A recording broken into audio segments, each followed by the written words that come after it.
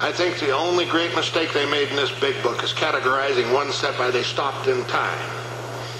I've watched more kids like that die than any class. They never drink long enough to learn their trade. Drinking takes a high degree of skill.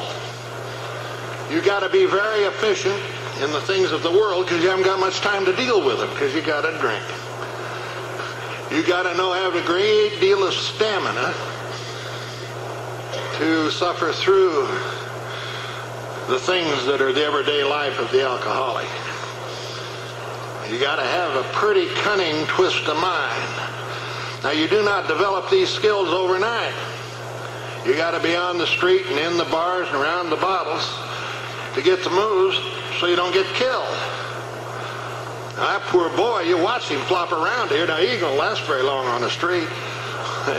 He's going to get in here, get all kinds of warm fuzzies, and start drinking again, and bang, he's dead. Now, we've had a couple of these in our group in the immediate past. One was a young fellow named Harry, and he came in and he started doing the work, but he was too young. And he had the illusion of all youth that he was immortal, and he got drunk and got to feeling very sorry for himself because he had no rescuers, and he took a pistol and put it in his mouth and blew his brains out. Now, another one of our members is in the apartment complex across from the way, and she notices old Harry sitting in the window. She can't notice his brains are gone, but he sees him over there. 1 day, 2 days. About the third day, she's not too heavy either, but about the third day she notices he hasn't moved and goes over there to see what's wrong with Harry. And the stink of the apartment and that poor boy with his brains across the room was why it's not all right to be an airhead in AA. See, this has been a wonderful time. But if you're an alkie, first, are you going to live? Are you going to survive? Most don't. Are you going to survive? And then second,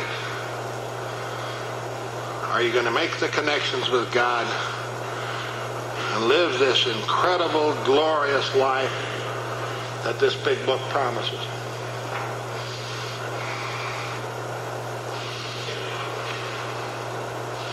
I sobered up March 12th, 1966 at York Street. When I came into York Street, I was not a popular pigeon. People did not cluster around me to help me. I got my sobriety date, was given to me by another man, because I had no recollection at all of how I came to York Street. I do not know and do not know to this day if I was sober when I came to York Street. I was given my sobriety date by a man that said that I was there on March 12th and I'd been sober since. I remember some old fool at a meeting was saying, if you don't remember your last drink, you haven't had it. God, I don't remember the last months of drinking, so I guess I'm in pretty deep trouble. Drinking to me, some people sit out and they can lay out just a nice little drink-a-log. This happened, and this happened, and this happened, Mine's kind of like a pool of pus. And you just reach in, and tonight I'll reach in that pool and pull out a few stories so you can see whether or not I identify or not. My physical condition was incredible. I had, and I still do, I have chronic cirrhosis. But it was very much aggravated at that time. I was blacked out. I had not eaten in many months. I was suffering from malnutrition.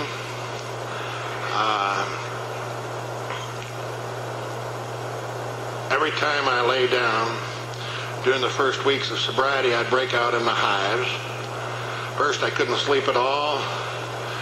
Then I slept about 15 minutes at a time. I had the DTs.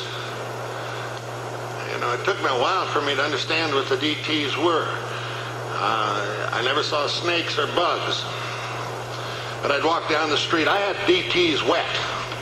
I not only had them, generally you get DTs when you get sober, but I'd have them wet sometimes. I'd walk down the street and the voice would say, Frank McK. Now, do we turn around or don't we? Is there somebody really there or isn't there? Or I'd sit in this pool of color and I'd pull out people's heads and watch them spin with great awe. No, they weren't bad. These were not frightening. The voices were terrifying.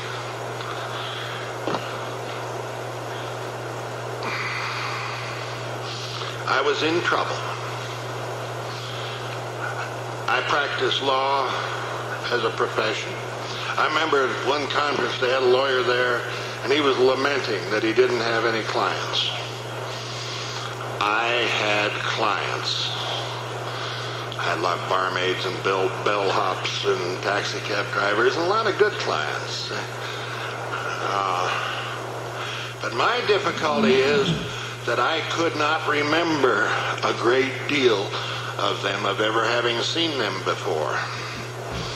And they'd come in the office and we'd play, this is after I sobered up, who are you? And have I seen you before? And did I take any of your money? How much?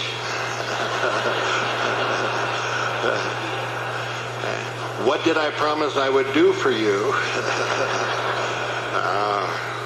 I was in trouble with the courts. I had behaved contemptuously in the name of righteous indignation for the defense of my people. And I was not popular in the courts, and I had been very neglectful at a great deal of matters that needed and deserved my attention. I had people, now you'll have to pardon my expression, who were after my ass physically, who wanted to see me dead and with just cause.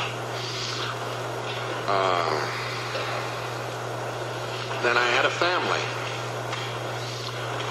I had a woman who was almost destroyed mentally.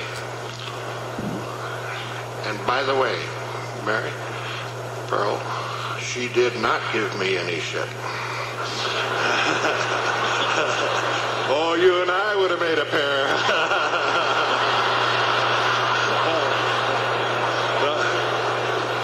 I remember there was a meeting when I was fairly new, and I was saying, well, at least I never touched my wife. And then on the way home, we played Oh, By the Way. I say, not only did I not touch her, but on more than one occasion, but on one occasion in particularly, I punched her out in her nightgown, drug her out into the car,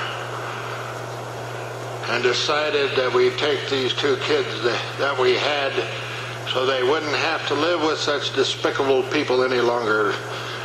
And I'd drive that car into a cement abutment and kill us all. Incidentally, I had tried suicide 2 or 3 times. And I got the car cranked up, and the unfortunate woman came to and pulled the keys out of the car and ruined the whole little melodrama. I had a 4-year-old child, her name is Linda, who I could not and I cannot remember one day of the first 4 years of her life.